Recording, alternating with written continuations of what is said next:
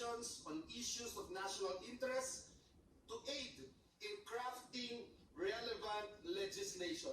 At this juncture, Mr. President, I move that we adjourn the session until 3 o'clock in the afternoon of Monday, June 2, 2025. So moved, Mr. President. There is a motion.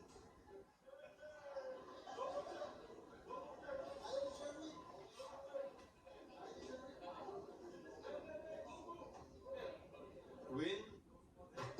Is there any objection? There being none, session is adjourned until 3 o'clock in the afternoon of Monday, June 2, 2025.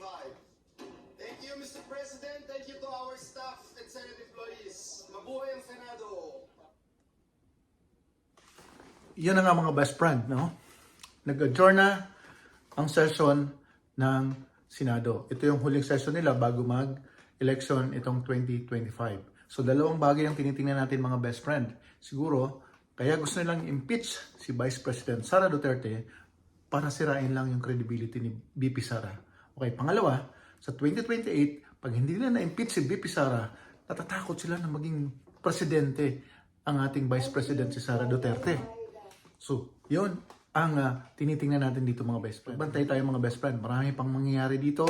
Pagdating ng June 2, papasok na yung mga bagong senador na mananalo sa 2025. Yung mga bagong congressman na nahalal itong 2025. So, tingnan natin mga best friend kung saan pupunta itong impeachment na isinalang nila kay BP Sara Duterte. Ngayon, medyo music sa tenga ko itong ginawa ng Senado na in-adjourn na kaagad nila yung session nila ngayong 2025. So, antabayan na natin mga best friend.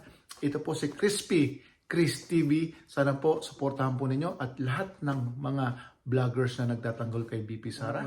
Sana kayo yung unang maging subscriber ko dito mga best friend sa reaction natin na to na channel.